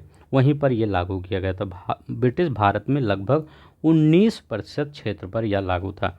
याद रखिएगा, ये याद रखिएगा, 3-4 चीज़ें याद रखिएगा। 93 में, 1793 में अस्थाई बंदोबस्त लॉर्ड कॉर्नवालिस, ठीक है, इस्तेमारी, मालगुजारी, ये सब बोला जाता था इतना, और 19% क्षेत्र पर लागू था। इसमें प्रावधान क्या था? प्रावधान क्या था? जमींदारों का एक नया वर्ग भूस्वामी घोषित कर दिया गया था, ठीक है। अब इसमें क्या होता था? जो जमींदार थे ये बिचौलिए का काम करते थे। क्या होता था? अब मैं बताता हूँ, थोड़ा सा ध्यान से देखिए। यहाँ पर ये हो गए जमींदार, और ये क्या हो गए? ये मान लीजिए किसान हो गए, और ये क्या हो गए? ये अंग्रेज हो गए, ठीक है। तो जो ये अंग्रेज हो गए, ये आपका जमींदार हो गए, लैंडलॉर्ड हो गए, और ये किसान हो गए, ठीक है। तो ये जो अब देखिए काम कौन कर रहा है? ये किसान कर रहे हैं। किसान किसको दे रहे हैं जमींदारी? मतलब जो कर जितना भी इसको वसूला जाता था, इसमें मालगुजारी किसको देते थे? ये लैंडलॉर्ड को, जमींदार को देते थे। फिर ये जमींदार किसको दे देता था? इसको ब्रिटेन को, मतलब इंग्लिश कंपनी, मतलब इंग्लिश सरकार को दे देता था, अंग्रेज को दे देता था, ठीक है। तो इसमें क्या हुआ था? जो भूमि का लगान था वो 10/11 भाग किसको? कंपनी को दिया जाता था, 1/11 भाग जमींदारों को दिया जाता था, ठीक है। अब कितना बचता था वो आप जानिए, कितना बचता था, कितना किसान लेता था, ठीक है। लेकिन ये याद रखना होगा कि 10/भाग किसको, कंपनी को दिया जाता था, 1/भाग जमींदारों को दिया जाता था। कितना शोषण हो रहा था, ठीक है, ठीक है। और मेहनत कौन पूरी तरह से करता था, ये किसान करता था, ठीक है। तो जमींदारी व्यवस्था में या अस्थाई बंदोबस्त में इसमें क्या था, इसमें यही था, एक बिचौलिया आ गया था जो किसके कहने पर शोषण करता था, अंग्रेज़ों के कहने पर शोषण करता था किसानों का, वो बीच में वही था, ठीक है, जिसको आप मतलब चौधरी कहा जाता था, ठीक है। तो ये याद रखेंगे। अब देखते हैं चौधरी वाला व्यवस्था यहाँ था, ठीक है, अस्थाई बंदोबस्त में। तो इसमें डायरेक्ट इंग्लिश ये यहाँ पे नहीं जाते थे, अंग्रेज डायरेक्ट किसानों के पास नहीं जाते थे, बीच में जाते थे, यहाँ पे लेते थे, इसके बाद मतलब इनडायरेक्ट लेते थे, ठीक है। और यहाँ पर मतलब इनको मतलब बताया जाता है कि तो आप इतने समय में जम दे दीजिए, ठीक है। तो चलते हैं नेक्स्ट देखते हैं। पहला तो हो गया जमींदारी व्यवस्था, वो कहाँ था, बंगाल बिहार उड़ीसा वाले क्षेत्र में, ठीक है, मतलब भू राजस्व का स्थायी बंदोबस्त। दूसरा क्या है, रैयतवाड़ी व्यवस्था। रैयतवाड़ी व्यवस्था कहाँ पे, अब देखिए, टॉमस मुनरो और कैप्टन रीड इसके जन्मदाता माने जाते हैं। टॉमस मुनरो और captain Reid. Thomas Munro Madras का गवर्नर कब था, 1820 से 27 के बीच में, ये याद रखेंगे, पूछा गया था क्वेश्चन। टॉमस मुनरो बंगाल का गवर्नर कब बना, 1800, वो मद्रास का गवर्नर 1820 से 27 के बीच में मद्रास का गवर्नर था, ठीक है, याद रखेंगे। अब देखिए इसमें क्या होता था, रैयतवाड़ी में, रैयतवाड़ी में लैंड लॉर्ड वाला कॉन्सेप्ट ख़त्म कर दिया गया था। ये जो अंग्रेज है डायरेक्ट किसके से जाते थे, किसानों से। अब यहाँ पर रैयत लिखा गया, रैयत माने ही किसान होता, अगर कहीं रैयत लिखा रहे इसके माने ही किसान ही होता है, ठीक है। सर्वप्रथम तत्कालीन मद्रास के 12 महल जिले में यह लागू किया गया था। कौन सा, रैयतवाड़ी कहाँ पर लागू किया गया था, मद्रास के 12 महल जिले में लागू किया गया था प्रथम बार ये, ठीक है, ये याद रखिएगा, ठीक है, जिसको चेन्नई अब कहते हैं, ठीक है, चेन्नई। तो 12 महल जिले में लागू किया गया था मद्रास के। अब देखिए मद्रास अच्छा, ये मुंबई के भी कुछ हिस्सों में लागू हुआ, ये मत समझिएगा सिर्फ यहीं पर लागू हुआ था, ये यहाँ पर भी कुछ लागू हुआ था, ठीक है, यहाँ मुंबई के भाग में भी कुछ ये लागू हुआ था। चलते हैं यहाँ देखते हैं मद्रास के कुछ, ये मद्रास के कुछ हिस्से, मुंबई के भी कुछ हिस्सों में, पूर्वी बंगाल के, असम के भी कुछ हिस्सों में लागू हुआ था, ठीक है। लेकिन सबसे ज़्यादा ये 51% भूमि पर ये लागू था, ठीक है, कहाँ पर, 51% भूमि पर लागू था। इसका प्रावधान था, भूमि का मालिक कब्जादारी का अधिकार प्राप्त होता था, रैयत के लिए प्रावधान था, रैयत मतलब किसान ही था, किसान को ही रैयत बोला जाता था। कृषक भू स्वामित्व की स्थापना हुई थी, मतलब किसान ही में क्या हुआ था, अगर पूछा जाए कृषक भू स्वामित्व की स्थापना किस व्यवस्था में की गई थी, तो इसी रैयतवाड़ी में, क्योंकि इसी में किसानों के पास भूमि आई थी, मतलब किसान उगाता था और मतलब अधिकतर तो दे ही देता था, कुछ खाने मिल जाता था।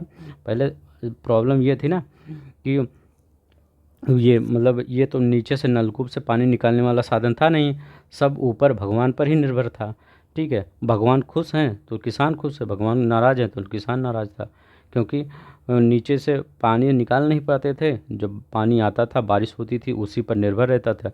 और इनको क्या होता था, किसान को चाहिए ही, ठीक है, उनको लगान चाहिए, उनको ये नहीं मतलब है कि सूखा पड़ गया क्या पड़ गया, ठीक है। तो याद रखेंगे उच्च लगान दर इसमें था, तो यही सबसे बड़ी प्रॉब्लम थी। बहुत लोग सोचते होंगे रैयतवाड़ी सही थी, लेकिन रैयतवाड़ी नहीं सही थी, ठीक है, क्योंकि इसमें वो जो लगान की दर थी बहुत हाई थी और किसान को देना ही पड़ता था, चाहे सूखा पड़े चाहे जो पड़े, ठीक है। तो याद रखेंगे ये। तो यहाँ पर दो चीज़ें हमने पढ़े, जिसमें पहला पढ़ा था स्थायी बंदोबस्त, उसमें बीच में क्या मिडिल मैन आ जाता था, जो जो कार्य करता था लैंडलॉर्ड का। इसमें डायरेक्ट जो इंग्लिश थे वो डायरेक्ट फार्मर मतलब किसान के पास ही जाते थे, ठीक है। अभी देखिए महल वाली प्रथा में क्या होता था, महल वाली प्रथा दोनों से अलग थी। प्रत्येक ग्राम अथवा महाल, जिसको महाल को जो महाल जो होता है इसको, जैसे यहाँ पर क्या किया गया, रैयत मतलब किसान, ऐसे पकड़ लिया करिए, रैयत जब कहे तो किसान से ही इंग्लिश मतलब अंग्रेज जाकर वसूली करते थे लगान की। अब जब यहाँ महाल लिखा है मतलब गांव के लोगों से जाके वसूली करते थे। और यहाँ पे क्या लिखा गया है, अस्थाई या जमींदारी बंदोबस्त इसको कहा जाता, तो जमींदारों से जाके वसूली करते थे। ऐसे याद करेंगे, कभी भूलेंगे नहीं, ठीक है। प्रत्येक ग्राम या महल जागीर का एक भाग के साथ अनुबंध करता था, मतलब जो गांव वालों के साथ मतलब ये अनुबंध करते थे अंग्रेज लोग, ठीक है, कि आप मतलब यहाँ पर गांव के लोग पूरा मिलके देंगे। अब क्या होता था, ग्राम समाज ही समृद्ध भूमि तथा अन्य भूमि का स्वामी होता था। पूरा गांव ही उस भूमि का स्वामी होता था। ये कहाँ, पंजाब के एरिया में सबसे ज़्यादा ये प्रचलित था। उत्तर प्रदेश, मध्य प्रांत मतलब ये आपका मध्य प्रदेश वदेश का एरिया जो था ठीक है। पंजाब के कुछ परिवर्तन के साथ लागू किया गया था। ब्रिटिश भारत में लगभग 30% भू क्षेत्र पर लिया था।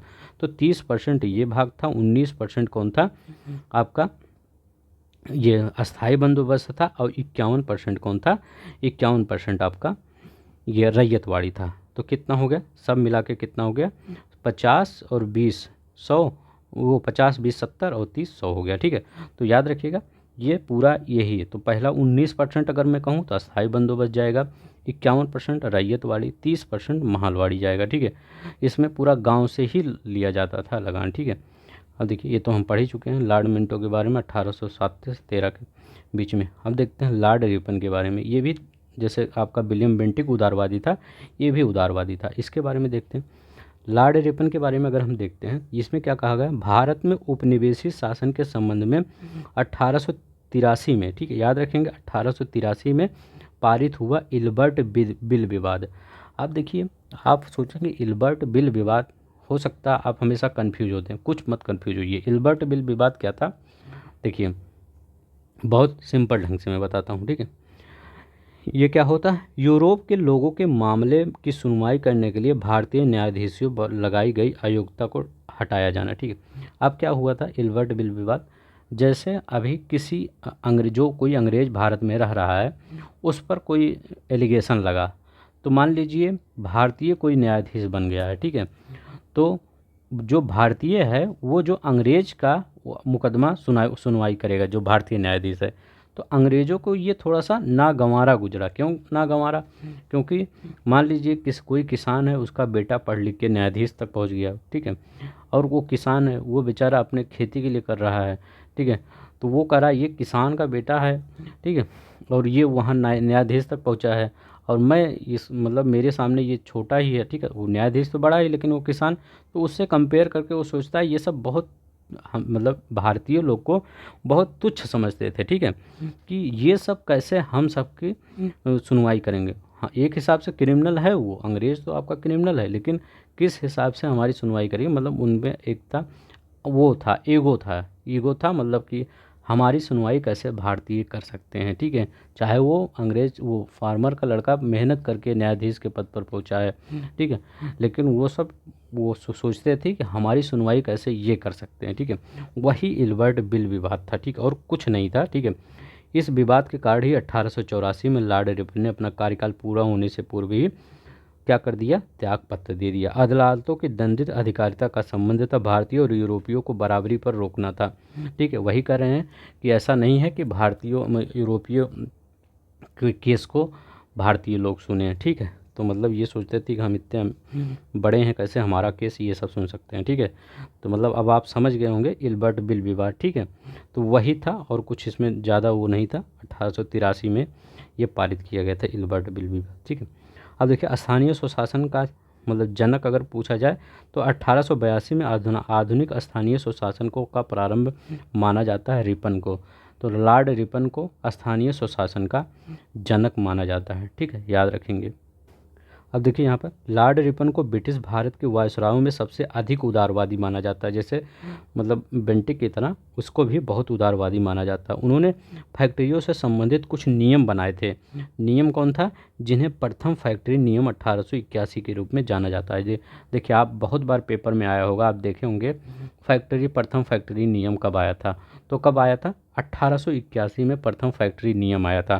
ठीक है, अब उस फैक्ट्री जो 1881 का प्रथम फैक्ट्री नियम था, इस अधिनियम के अनुसार जो 7 वर्ष से कम उम्र के बच्चों थे उनको फैक्ट्री में काम करने से रोक दिया। अब 7 वर्ष का बच्चा कितना बड़ा होगा, सोच सकते हैं। मतलब वो ठीक से अभी चल तो पाएगा ही 7 वर्ष का बच्चा, लेकिन वो मतलब एकदम ना समझ ही होगा। ठीक है, तो उससे भी सोचिए काम उसमें लिया जाता होगा। ठीक है, तो 7 वर्ष से कम उम्र के बच्चे को फैक्ट्रियों में काम करने से रोक दिया गया। ठीक है, तो ये अच्छा रिपन का अच्छा ये मतलब काम था। ठीक है, अब देखिए इसमें लेकिन क्या क्या 7 वर्ष से 12 वर्ष के बच्चों की कार्यवधि 9 घंटे से 9 घंटे हर दिन और महीने में 4 दिन की छुट्टी का प्रावधान किया गया। आईएएस 2017 में ये क्वेश्चन आया था।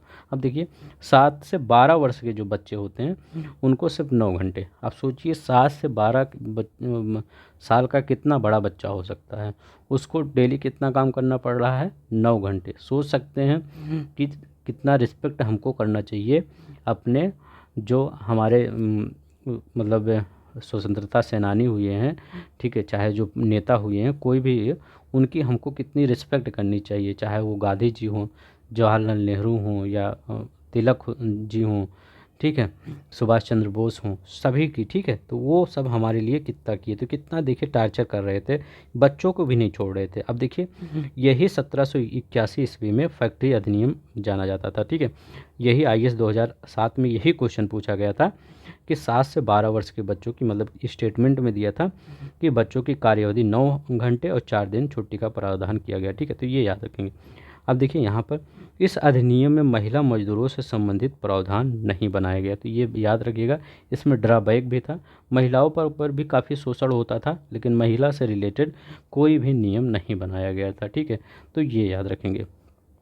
अब देखिए यहाँ पर कर्जन, ठीक है। अब कर्जन आते हैं, सबसे खूंखार वायसराय, ठीक है। अब देखिए ये इसमें सबसे बड़ी बात क्या है, ये फूट डालो राज्य करो, ये इसका कॉन्सेप्ट ये चलाता था। दूसरा कॉन्सेप्ट ये चलाता था कि हमेशा ये, मतलब जो कांग्रेस थी उससे हमेशा ये चिढ़ता रहता था, ठीक है। तो एक बार इसने एक बात भी बोली थी, ये बोला था, मुझे विश्वास है कि कांग्रेस अपने विनाश की तरफ जा रहा है और यह मेरी बड़ी इच्छा होगी, रहते मतलब भारत में रहते ही होगी, कि उसके शांतिप्रिय निधन के लिए मैं सहायक बन सकूं, ये कर्जन बोला था। ये बीपीएससी 2016 में क्वेश्चन आया था। तो मतलब सोच सकते हैं कि कांग्रेस से ये कितना चिढ़ता था, ठीक है। अब देखते हैं यहाँ पर प्रांतीय सीमाओं को पुनर्गठित करने का निर्णय किसने लिया था, कर्जन ने ही लिया था। इसीलिए इन्होंने क्या किया था, विभाजन ही कर दिया था बंगाल का, ठीक है। और असम के क्षेत्रों को डिवाइड, मुझे बंगाल को क्षेत्रों को डिवाइड करके असम, वेस्ट बंगाल, ये सब में कन्वर्ट कर दिया था।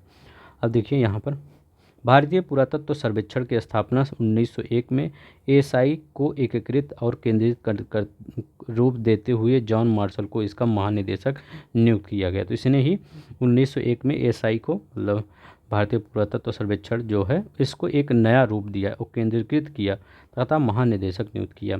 भारतीय स्मारक संरक्षण एक्ट 1904 में लॉर्ड कर्जन ने भारत में पहली बार ऐतिहासिक इमारतों की सुरक्षा एवं मरम्मत की और ध्यान देते हुए 50,000, ठीक है, याद रखिए 50,000 पाउंड की धनराशि को आवंटित किया। तो पहली बार ये क्वेश्चन पूछा गया था, भारतीय स्मारक संरक्षण एक्ट कब पारित हुआ, 1904 में लॉर्ड कर्जन ने पहली बार, ठीक है। इसकी मतलब आप कह सकते हैं इससे पहले 1904 से पहले कोई किसी भी, चाहे स्मारक हो, कोई भी स्मारक हो भारत का, उस पर कोई भी तोड़ फोड़ करे, मतलब उस पर कोई वो नहीं होता था। लेकिन 1904 के बाद एक भारतीय स्मारक संरक्षण एक्ट पारित किया गया 1904 में, ठीक है, कि जो भी मॉन्यूमेंट होगा उसकी सुरक्षा की जाएगी, ठीक है। उसके लिए 50,000 पाउंड की धनराशि भी इकट्ठा की गई, ये याद रखेंगे। अब देखिए ये भी क्वेश्चन बीपीएससी 2007 में पूछा गया था, इंपीरियल कैडेट कॉर्प्स की स्थापना का उद्देश्य क्या था। इस पे देखिए इंपीरियल कैडेट कॉर्प्स की स्थापना का उद्देश्य यही था कि देसी नरेशों और राजकुमारों, सामंतों के पुत्रों को सैनिक शिक्षा का प्रबंध करना। जैसे हमारे यहाँ क्या था, एक किसान था और एक क्या था, जमींदार थे, उसी में कुछ नरेश थे। नरेश मतलब क्या, जो बहुत धनाढ़ व्यक्ति थे। तो उनके जो बच्चे उच्चे होते थे, उनको, उनके बच्चे उच्चों को सैनिक शिक्षा दी जाती थी। मतलब सैनिक शिक्षा मतलब एक नेक्स्ट लेवल की शिक्षा प्रोवाइड की जाती थी। तो इसीलिए ये लाया गया इंपीरियल कैडेट कॉर्प्स। अब इनके पास पैसा था, ये क्या करते थे, अपने बच्चों को एक नेक्स्ट लेवल की शिक्षा देते थे, ठीक है। सामंतों के पुत्रों को सैनिक शिक्षा का प्रबंध किया गया था इंपीरियल कैडेट कॉर्प्स के माध्यम से, ठीक है, ये याद रखेंगे। सॉरी, नेक्स्ट देखते हैं। अब देखिए यहाँ भी क्रोनोलॉजिकल ऑर्डर में कन्वर्ट करना है, आपको बताना था। लॉर्ड कर्जन 1899 से 1905 के बीच में, लॉर्ड हार्डिंग 1910 से 16 के बीच में इसका कार्यकाल था। चेम्सफोर्ड 1916 के से 21 के बीच में, अमृतसर का जो वो दुर्घटना हुई थी, इसी में लॉर्ड चेम्सफोर्ड में 1919 में हुआ था, 13 अप्रैल 1919 में। इसी के समय में लॉर्ड इरविन 1926 से 31 के बीच में, यहाँ पे 31 होना चाहिए, ठीक है, 1926 से 31 के बीच में ये घटना हुई, ठीक है। तो याद रखिए लॉर्ड इरविन 1926 से 31 है, ठीक है। तो चेम्सफोर्ड 1916 से 21 के बीच में, हार्डिंग 10 से 16 के बीच में, कर्जन ये। तो ये IS 2004 में मिलाने को आया था, ठीक है। फैक्ट याद रखेंगे, पृथक ज़्यादा नहीं है, थोड़ा सा ये जो फैक्ट है ये हमने हर जगह देखा, सोचा यहाँ पर ये टाइप के फैक्ट को रख दिया जाए ताकि आपको कोई भी क्वेश्चन नहीं छूटे, ठीक है। पृथक निर्वाचन मंडल की व्यवस्था लॉर्ड मिंटो के, ठीक है, 1909 में पृथक निर्वाचन मंडल की। भारत का एकमात्र यहूदी वायसराय लॉर्ड रीडिंग था। इसका कार्यकाल 1921 से 26 के बीच में इसका कार्यकाल था। लॉर्ड रीडिंग 1921 से 26 के बीच में लॉर्ड रीडिंग का कार्य था, ये यहूदी वायसराय था। British East India Act Warren Hastings के समय में आया था। ब्रिटिश इंडिया एक्ट चोक का सिद्धांत डॉक्ट्रिन ऑफ लैब्स डलहौजी का, ठीक है, के कार्य में। Vernacular press act Lord Lytton, ठीक है, 1878 में लॉर्ड लिटन के कार्यकाल में। ये भी थोड़ा सा अच्छा नहीं था, ठीक है, ये वायसराय, ठीक है। 1878 में वर्नाकुलर प्रेस एक्ट आया, 1878 में लिटन के कार्यकाल में। इल्बर्ट बिल रिपन के अभी हम ऊपर बताएं इल्बर्ट बिल, ठीक है। ब्रिटिश भारत की राजधानी कलकत्ता से दिल्ली स्थानांतरित की गई लॉर्ड हार्डिंग के समय में, ऊपर ही बता दिए हैं। ब्रिटिश भारत में विलय का कार्यक्रम क्या था। पंजाब, ठीक है, 1849 में। देखिए उत्तर प्रदेश RO 16 में क्वेश्चन ये आया था, लेकिन ये थोड़ा सा मतलब कह सकते हैं कंप्लीट क्वेश्चन नहीं था, क्योंकि सिक्किम का पूरी तरह से 1850 में विलय नहीं हुआ था। 1800 मतलब थोड़ा सा ही विलय हुआ था, ठीक है। तो ये याद रखेंगे, पंजाब का 1849 में, ठीक है, सिक्किम का 1850 में, बर्मा का 1853 में, झांसी का 1854 में। इसी के हिसाब से आप आंसर दे सकते हैं वहाँ पे, ठीक है। नहीं तो अगर आप वो क्वेश्चन देखेंगे तो उसके हिसाब से आंसर देना मुश्किल था। अगर आंसर यहाँ लगा देंगे तो आंसर देने में थोड़ा सा आसानी होगी। 49 में, 50 में, बर्मा का 53 में, झांसी का 54 में, ठीक है। राय बहादुर और खान बहादुर की उपाधियाँ प्रदान करना प्रारंभ किया गया था। अब देखिए राय बहादुर खान बहादुर क्या है। हिंदुओं में राय बहादुर दिया जाता था, मुसलमानों में खान बहादुर की उपाधि। ये किनको दिया जाता था, जो अंग्रेज़ों के मित्र होते थे, मतलब अंग्रेज़ों के वास्तविक दोस्त होते थे, मतलब जो अंग्रेज़ों की सहायता करते थे, ठीक है, वो। तो 1857 के विद्रोह के समय अंग्रेज़ों की सहायता करने वाले देसी शासकों और जमींदारों आदि को अपना विश्वास पत्र बनाने के लिए यह उपाधियां अंग्रेज लोग देते थे, राय बहादुर और खान बहादुर। भारत सरकार ने इस पर बिल लाया था, इसको हटा भी दिया था, ठीक है, राय बहादुर खान बहादुर। अब कोई राय बहादुर खान बहादुर नहीं है, ठीक है। किस वर्ष बंगाल में देसी निर्यातों पर रोक लगा दिया गया? तो 1789 में। याद रखें किस वर्ष बंगाल में देसी करें दासों के निर्यातों पर रोक लगा दिया गया। 1789 में दासों के निर्यात पर रोक लगा दिया गया था। इंपॉर्टेंट है, ठीक है। जेम्स एंड्रूज रैमजे कौन था? लॉर्ड डलहौजी, ठीक है। लॉर्ड डलहौजी का वास्तविक नाम था जेम्स एंड्रूज रैमजे। ये भी क्वेश्चन आ गया था, ठीक है, वास्तविक नाम पूछ रहा था डलहौजी का, ठीक है। किस कंपनी ने सर्वप्रथम भारत में रेल यात्रा प्रारंभ की? ग्रेट पेनिनसुला रेलवे, ठीक है।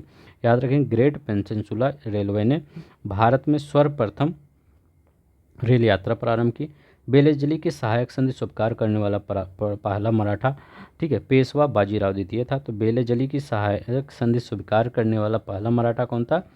पेशवा बाजीराव द्वितीय, ठीक है। तो ये 1802 की जो बसीन की संधि हुई थी, ठीक है। तो याद रखेंगे बेलेजली की सहायक संधि, कभी भी आए बेलेजली की सहायक संधि पढ़िए, ठीक है, भूलेगा नहीं, ठीक है।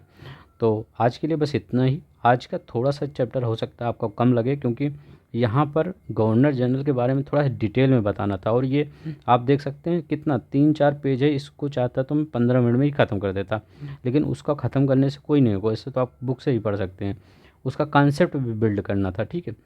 तो अब आपको आगे नेक्स्ट चैप्टर जो आपका इकोनॉमिक्स वाला सेक्शन इसी में पड़ता है, ठीक है, जो धन बहिर्गमन सिद्धांत ये सब है, उसको नेक्स्ट वीडियो में आएगा, ठीक है। तो आप सब अगर अच्छा लगेगा तो प्लीज़ चैनल को सब्सक्राइब कर दीजिएगा, लाइक कर दीजिएगा, ठीक है, बताइएगा दोस्तों में। इस तरह से आपको अब आप जाइएगा वहाँ पर एक भी क्वेश्चन आपका छूटेगा नहीं। कहाँ पर? वो आप घटना चक्र करिएगा, एक भी क्वेश्चन आपका नहीं मिस होगा, ठीक है। सब कुछ आप कर लेंगे और आपको कॉन्फिडेंस बिल्ड होगा, ठीक है, जिस प्रकार से हमने बताया है। तो आज के लिए बस इतना ही। अपना ख्याल रखिएगा। जय हिंद, जय भारत।